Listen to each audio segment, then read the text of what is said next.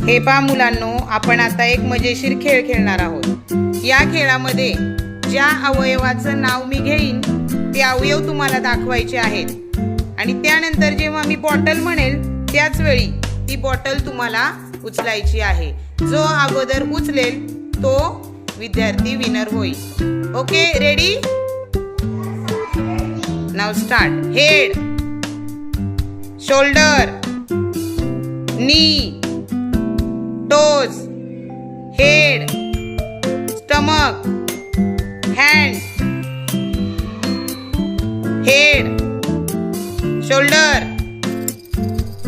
knee, toes, bottle। कोण जिंकले बघा? मुलांनी किती बॉटल घेतली?